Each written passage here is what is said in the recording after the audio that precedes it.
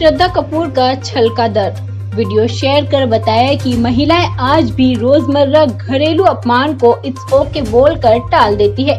श्रद्धा कपूर ने UN women के representative निष्ठा सत्यम के साथ बात कर महिलाओं को लेकर कई बड़े मुद्दों पर बात की। श्रद्धा कपूर पिछले कुछ सालों से फिल्म इंडस्ट्री पर राज कर रही है। फैंस उनकी न सिर्फ एक्टिंग के दीवाने हैं बल्कि उनके फैशन स्टाइल स्टेटमेंट से लेकर उनके गाए हुए गानों की धुन में आज भी थिरकते हुए बॉलीवुड की बेहद खूबसूरत अदाकारा श्रद्धा कपूर अपनी खूबसूरती और ग्लैमरस अंदाज से करोड़ों लोगों के दिल पर जो राज कर रही है वो सिर्फ उनकी खूबसूरती नहीं बल्कि उनका जिंदगी को देखने का तरीका है। और इस बात को उन्होंने आज एक वीडियो शेयर कर बता दिया है। हाल ही में श्रद्धा ने यूएन वुमेन रिप्रेजेंटेटिव निष्ठा सत्यम के साथ एक हुई बातचीत का वीडियो अपने सोशल मीडिया प्लेटफॉर्म कू पर शेयर किया, जिसमें वे औरतों को लेकर रोज चलने वाली घरेलू हिंसा के बारे में बात कर रही थी। पूरी इस बातचीत में वे थोड़ी इमोशनल भी हो गई और उन्होंने कहा आज की औरत भी घरेलू हिंसा को नहीं समझती है और उनका हर रोज हो रहा अपमान को सही जाती है। इस पूरी बातचीत में उन्होंने कहा आज की औरत इट्स ओके बोल कर बात को टाल क्यों देती है। इस पूरी बातचीत में एक श्रद्धा कपूर ने आखिरी में ये कहा कि जब महिलाएं खुद अपने ऊपर हो रहे अत्याचार को सामने लाएंगी और एक कदम आगे बढ़ाएंगी तभी समाज में एक नई उम्मीद जागेगी और सोसाइटी में एक चेंज आ सकता है। So today I have here with me Nishtha Satyam, who is the country representative of Timor-Leste at UN Women. Thank you, Nishtha, for having me here. I'm so glad to share this platform with you to address this critical issue and collectively join hands to help stop the spread of any form of violence against women on this very important day. Thank you very much, Shraddha. It's in fact a pleasure that you've taken time, very busy schedule to be with us here. And I just want to reiterate the importance of using voices like yours that reach out to 1 million followers online, offline, that influence people in their daily choices in a way that doesn't threaten them, in a way that is encouraging, in a way that is soft. An absolute privilege and honor for me to be with you on this platform. So Shraddha, all of us, including me, are very trained to identify the physical abuse because it's so visible. You can see the bruise, you can see the tears, you can see the sorrow, but we kind of do not recognize other forms of violence like emotional violence, financial violence, control, surveillance, verbal abuse. How do you think we can bring attention to different kinds of violence in different kinds of spaces so that we don't invisibilize the women that go through them? I think it's so important for people, and this is women, children, men, everybody to know that violence is just not physical. We connote violence primarily, it's physical violence. If you see something, it's physical violence. But it can also be emotional, it can be economic, it's psychological or even sexual. And women face violence by being subjected to even child marriage, human trafficking, or even female genital mutilation. So, and comparing between any of these is impossible because some of these forms, as you said, some of these forms of violence, they don't leave any visible signs due to which they can go completely unnoticed for several years. And they can affect the victim physically, emotionally, psychologically at various levels for years to come. So discuss and talk about these forms of violence to spread awareness about the forms of violence and recognize that when they're being exposed to it, there is strong action that's taken against it. I think the first step in something like this would be to acknowledge before we respond.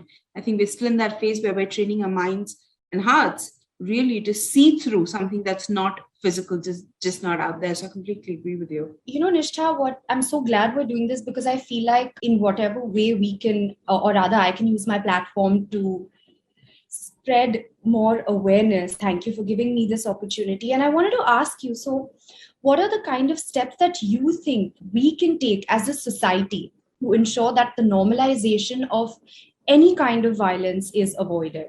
Before we identify how do we not normalize this, is to identify how we normalize it. So if we were to denormalize this, if we were to treat this with the seriousness and the criminality of length that it has, we absolutely must first put up our hands when it's just sliding in there, right? And I have so many of these WhatsApp jokes where this introduction line says, Once a man was beating up his wife, and then there's an entire joke that follows, right? And we've all read them, we've all been party to them, but we've never noticed that there is such a fundamental violation of rights in the first line itself. We are in some ways consuming content which is telling us this is okay. Our heart feels this is business as usual. So when we work on the ground, when we go back, the most part of our work on violence takes us convincing the woman and helping her understand and acknowledge that this is not how life is supposed to be. This is not business as usual. You don't have to go through this because you're a woman, and it's not okay. The second, of course, to work on the higher rung, which is to work with law enforcement, etc. It's the whole rung of people that are first responders in a situation like that. I hope that this really starts stimulating a conversation to begin with. It's so important for people to know that to protect yourself is above all of this. It's above all the taboos and the labels that, unfortunately, we've all grown up seeing around us. It's you protecting yourself needs to be above everything, to normalize speaking up and making an issue out of it because it is an issue. Let me ask you a question as someone who comes from an industry that's very different from mine. And I think we're having a conversation as two young women from different worlds, really. How safe do you think women are? What is your experience really of issues of gender? Since we're talking about this, and it just baffles me how when I hear someone sharing a story about, oh no, he just abused me. He didn't hit me. He only abused me. He only verbally said something bad to me. He verbally said something terribly horrible to that person. And this person is justifying that, oh, it was not a physical act of violence. It was an abuse, so it's okay. So, it's baffling because, again, it boils down to socio-cultural upbringing. It boils down to also, I think a lot of women feeling that if they don't speak up, what will happen? Will they be able to financially support themselves, or will they be okay without their partners and with the divorce tag, or with, what will people say, how log kya kahenge, or phir mera kya hoga? But आपका क्या होगा अगर आप इस relationship में और रहोगे? आपकी जिंदगी का क्या होगा? आपके मानसिक हेल्थ का क्या होगा? What will happen to you as a person? You will completely destroy yourself as a person. And it baffles me that people are okay with that, because it's so sad. It's just heartbreaking, because as a society, as a collective entity, we need to support these victims and support the survivors and be like, good that you spoke up. That's exactly what you need to be doing, because what you're enduring is wrong, and that should not be happening in the first place. It's very, very prevalent around, and I really, really hope that this conversation just helps people to speak up, and people should know that physical violence is not the only kind of violence that is wrong. If someone speaks to you badly, if someone is trying to psychologically manipulate you in your workplace, or in some kind of interaction to get something out of you and make you feel threatened in a way where you feel genuinely helpless, let it out, because that's the way it needs to be, and no one needs to be enduring this at all. Bring this issue to light, because no one should experience this kind of distress ever. And we should definitely be supporting survivors, strengthening services for them, teaching the younger generation about respectful relationships, focusing on early education. And it's not about just women, it's about women, men, girls, boys, society as a whole. I would like to ask you something as well, that violence can affect an individual both physically and mentally. What do you say, Nishta, and what ways can one support a victim in this vulnerable situation? So first is to culturally and collectively get over the understanding that if there is a violation of rights, anybody's, man or woman, as a citizen of this country, it is our moral responsibility to stand up for him or her. हम ये तो बहुत आसानी से बोल देते हैं कि रोड पे जब एक्सीडेंट होता है तो आप देख के रिस्पॉन्ड कीजिए, उसको छोड़ के मत जाइए ये सोच के कि हम फंस जाएंगे. ये हम सब लोगों को सिखाते हैं, लेकिन हम अभी तक उस दौर पे नहीं आए कि हम लोगों को ये सिखाएं कि अगर एक महिला मार खा रही है तो आप उसको एड्रेस कीजिए वहां खड़े होके, वहां से भागिए मत. The second thing, once you acknowledge there is a responsibility on respond, is to how to respond. The most important aspect here is also to provide moral support. We kind of, from a mental health perspective, we have not prioritized it as much as we should. But a woman or a man or a girl going through a situation of abuse, however bad, whatever form of abuse it may be, and whatever space it may be, it's a process that immensely breaks someone down. It is a process that creates self-doubt. It is a process that creates anger, frustration, depression. And we must, as first responders, usually stand up to provide the moral support that we can provide human to human. The third, of course, to connect them to formal frameworks, which is to put them in touch with the local police thana. And then we have an entire first responder system in this country. We have a trained first responder system. We have a one-stop crisis center system where a woman can actually go ahead and find shelter if she's in an unsafe space. The fourth is to follow up. I think we always forget the second F, which is to follow up. What happens is violence is usually, as I've seen, and mostly is not a one-time issue. It is an issue that occurs on a continuum. It is basically a culture that has been created in her life. It's important that if we are close to survivors of violence, that we continue that follow-up with them, and as friends and buddies, see through that circumstance in their lives until we take it really to its natural closure. These actionable points that you have just discussed, they are, I think, it's so important for this to be out there. I really, really hope that it empowers every individual who is unfortunately enduring any kind of violence.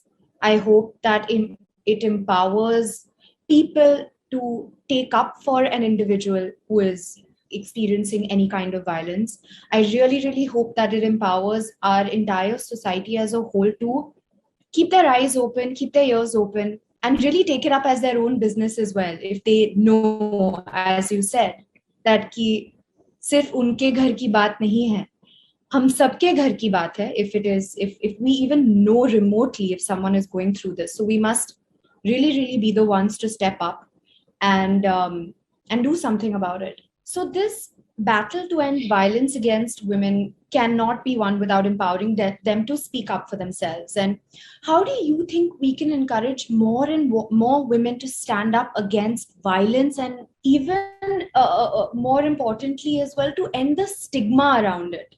The battle that we're talking about to end violence against women cannot definitely be won without empowering women to speak up. But I must also recognize that it cannot be won without encouraging men and boys to take a stand as well.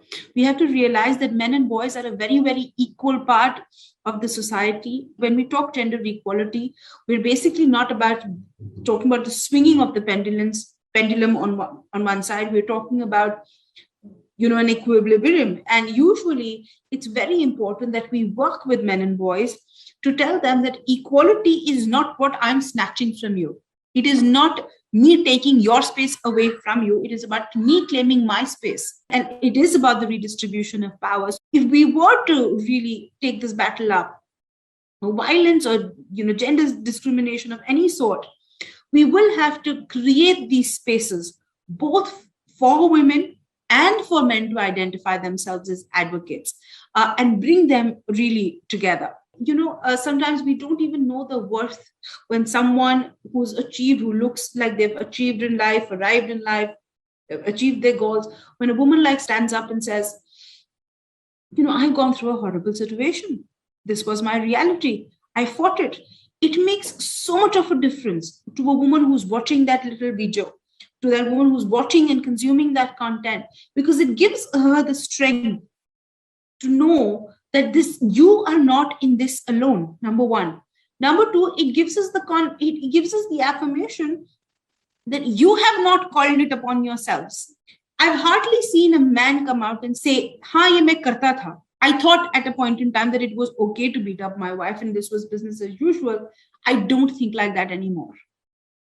Or I have changed." And we have to be able to capture these stories of evolution and put it out there as reality that people can reflect on. The third, of course, which is also a very important part and pillar of women speaking up, is women cannot speak up in a vacuum. So we must strengthen, like we said, the provision of essential services to survivors of violence. That is essential in helping women find the confidence that I'm not just merely speaking up in a vacuum.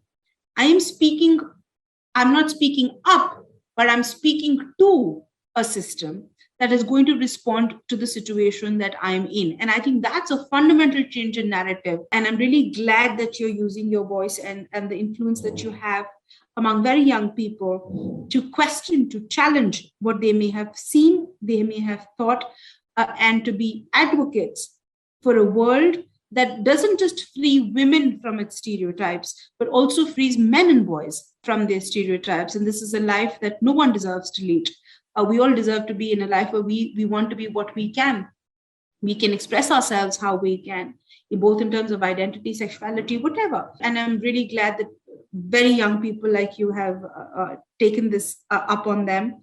It makes me very proud of you. This conversation has been a complete and absolute pleasure. Thank you for starting this important conversation with me. And I really hope it gives power to every individual to open up about their unfortunate experience and also others to help put an end to violence against women. Please remember that you are never alone. We're always here to listen to you, support you, and help you feel safe.